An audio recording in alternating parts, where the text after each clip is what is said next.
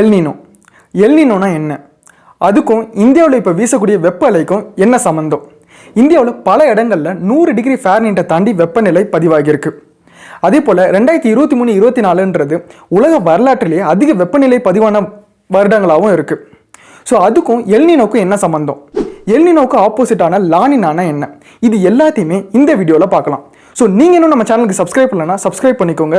So வீடியோக்குள்ளே போகலாம்.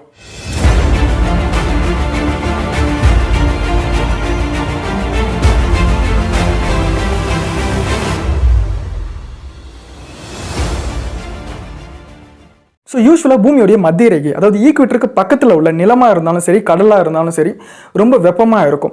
ஏன்னா பூமியோடைய மற்ற இடங்களை கம்பேர் பண்ணுறப்ப இங்கே வந்து சூரிய ஒளி அதிகமாக போடும். அதனால் இந்த இடங்கள்லாம் வந்து ரொம்ப வெப்பமாக இருக்கும். அதே போல் பூமியோடைய ஈக்குவேட்டரில் ட்ரேட் விண்ட்ஸ்னு ஒன்று வீசிக்கிட்டே இருக்கும். அதாவது ரொம்ப வலிமையான காற்று. அந்த காலத்தில் பாய்மர கப்பலில் பயணித்தவங்களாம் கூட இந்த ட்ரேட் விண்ட்ஸை யூஸ் பண்ணி தான் கடலில் வந்து பயணிச்சிருப்பாங்க. ஸோ இது வந்து பூமியோடைய மத்திய ரேகையான ஈக்குவேட்டரில் எப்போவுமே வீசிக்கிட்டே இருக்கும். இந்த ட்ரேட் விண்ட்ஸ் என்ன பண்ணும்? கிழக்குலேருந்து மேற்கு நோக்கி வீசும். ஸோ இந்த ட்ரேட் விண்ட்ஸ் என்ன பண்ணும்? ஈஸ்டர்ன் பசிபிக் ஓஷனில் மேல் பரப்பில் உள்ள ரொம்ப வெப்பமான கடல் நீரை மேற்கு நோக்கி தள்ளும். அதாவது ஈஸ்டர்ன் பசிபிக் ஓஷன்லேருந்து வெஸ்டர்ன் பசிபிக் ஓஷனை நோக்கி தள்ளும். இதனால அதிகமான வெப்பமான கடல் நீர் வந்து வெஸ்டர்ன் பசிபிக் ஓஷனில் குவியும். அதனால் வெஸ்டர்ன் பசிபிக் ஓஷன் ரொம்ப வெப்பமாகும். அதே போல் ஈஸ்டர்ன் பசிபிக் ஓஷனில் என்ன ஆகும்? இந்த வெப்பமான கடல் நீரெல்லாம் வெஸ்டர்ன் பசிபிக் நோக்கி போனதுனால ஈஸ்டர்ன் பசிபிக் ஓஷனில் கடலுக்கு அடியில் உள்ள குளிர்ச்சியான கடல் நீர் வந்து மேலே வரும். இது வந்து அப்வெல்லிங்னு சொல்லுவாங்க. அதாவது அப்வெல்லிங். ஸோ ஈஸ்டர்ன் பசிபிக் ஓஷன்றது ரொம்ப குளிர்ச்சியான கடலாக இருக்கும். வெஸ்டர்ன் பசிபிக் ஓஷன்றது ரொம்ப வெப்பமான கடலாக இருக்கும். வெப்பமான கடலாக இருக்கிறதுனால என்ன ஆகும்? அதிகமான கடல் நீர் வந்து ஆவியாகும். இதனால் அதிகமான மேகங்கள் உருவாகும். ஸோ வெப்பமான கடல்ன்றதுனால லோ ப்ரெஷரும் உருவாகும். அதாவது சைக்ளோன் ஃபார்ம் ஆகக்கூடிய கண்டிஷன்ஸும் உருவாகும். இதனால் வெஸ்டர்ன் பசிபிக் ஓஷனுக்கு பக்கத்தில் உள்ள நாடுகளான சைனா, இந்தோனேஷியா, அப்புறம் ஆஸ்திரேலியா, இந்தியா போன்ற இடங்களில் அதிகமான மழை பெய்யும். இது ஈஸ்டர்ன் பசிபிக் ஓஷனுக்கு பக்கத்தில் உள்ள நாடுகளான பெரு, கொலம்பியா, ஈக்வேடார், மெக்சிகோ, அதே போல் சென்ட்ரல் அமெரிக்கா, இந்த இடத்துலலாம் என்ன ஆகும்னா குளிர்ச்சியான கடல்ன்றதுனால மீன் வளம் வந்து அதிகமாகும். இங்கே வந்து ஃபிஷிங் இண்டஸ்ட்ரின்றது க்ரோத் ஆகும் இந்த சமயங்களில். ஸோ இதுதான் வந்து லானினான்னு சொல்லுவாங்க. ஸோ லானினாவை பொறுத்த வரைக்கும் வெஸ்டர்ன் பசிபிக் ஓஷன் வந்து ரொம்ப வார்மாக இருக்கும், அதாவது ரொம்ப வெப்பமாக இருக்கும். ஈஸ்டர்ன் பசிபிக் ஓஷன் வந்து ரொம்ப கூலாக இருக்கும், அதாவது குளிர்ச்சியாக இருக்கும். இதுதான் வந்து யூஸ்வலாக இருக்கக்கூடிய La Nina conditions. So western Pacific ஓஷனில் அதிகமாக மழை பெய்யும். ஈஸ்டர்ன் பசிபிக் ஓஷனில் வந்து கடல் குளிர்ச்சியாக இருக்கும். அதனால மீன் வளம்ன்றது அதிகரிக்கும். இதுதான் வந்து லானினா. பட் இந்த ட்ரேட் விண்ட்ஸ் வலு விளக்கிறப்ப, அதாவது வீக் ஆகிறப்ப என்ன ஆகும்?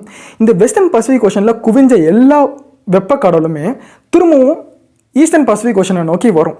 ஸோ இதனால் என்ன ஆகும்னா பூமியோடைய மைய ரேகை, அதாவது ஈக்குவேட்டருக்கு பக்கத்தில் உள்ள பசிபிக் ஓஷன் எல்லாமே சூடாக இருக்கும்.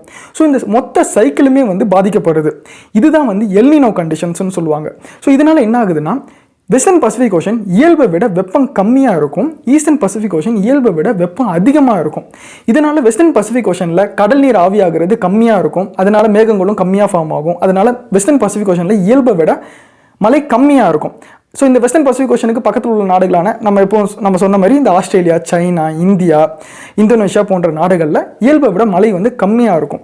இது ஈஸ்டர்ன் பசிபிக் ஓஷனில் என்ன ஆகும்னா வெப்பம், இப்போ எல்னினோ கண்டிஷன்ஸ்ன்றதுனால ஈஸ்டர்ன் பசிபிக் ஓஷன் வந்து இயல்பை விட வெப்பமாக இருக்குது.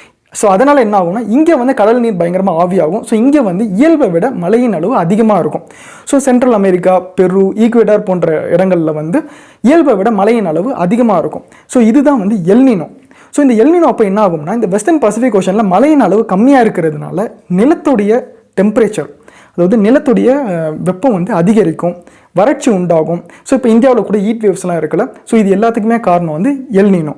2023 ஜூன் ஜூலை அப்போ தொடங்கின எல்னினோ 2024, அதாவது இந்த வருஷம் ஜூன் ஜூலை வரைக்கும் இருக்கும்ன்ற மாதிரி கணிச்சிருக்காங்க.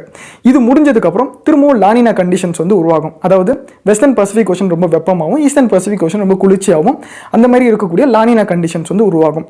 லானினா அப்போ இந்தியா போன்ற நாடுகளுக்கு ரொம்ப நல்லது. ஏன்னா லானினா அப்போ இந்தியா போன்ற நாடுகள் வந்து ரொம்ப அக்ரிகல்ச்சர் டிபெண்டன்ட் எக்கனாமின்றதுனால இந்தியா போன்ற நாடுகளில் லானினா அப்போ வந்து இயல்பை விட அதிகமான மழை காலத்தில் வந்து இருக்கும். அதாவது இயல்பை விட அதிகமான மழை வந்து பெய்யும் லானினா கண்டிஷன்ஸ் அப்போ. பட் இது வந்து இந்தியன் எக்கனாமிக்கும் வந்து ரொம்ப ஒரு நல்ல விஷயம் ஆக்சுவலாக லானினா கண்டிஷன்ஸ். பட் இன்னொன்றும் இருக்குது. இதே லானினா ரொம்ப ஸ்ட்ராங்காக இருந்துச்சுன்னா வெள்ளம், அதே போல் ஒரே நாளில் மழை கொட்டி தீர்க்கிறது, இந்த மாதிரி வந்து பேரிடர்களும் வந்து உருவாகும். ஸோ நம்ம புரிஞ்சுக்க வேண்டியது என்னன்னா எல்னினோ அப்போ சம்மர் சீசனில் இந்தியாவில் இயல்பை விட வெப்பநிலைன்றது அதிகமாக இருக்கும். அதே போல் லானினா அப்போ மழை காலத்தில் இயல்பை விட மழையின் அளவு வந்து இந்தியாவில் அதிகரிக்கும். ஸோ லானினா நம்ம இந்தியாவுக்கு ரொம்ப லைக் ஓரளவுக்கு நல்லதுன்னு சொல்லலாம். லானினா கரெக்டாக ஒரு ஆவரேஜாக இருந்தால், ரொம்ப ஸ்ட்ராங்காக இருந்தால் லானினாவுமே வந்து பேரிடர்களை தான் வந்து உருவாக்கும். ஸோ இதுதான் வந்து எல்னினோ அண்ட் லானினாவுடைய ரொம்ப சிம்பிளான எக்ஸ்ப்ளனேஷன்.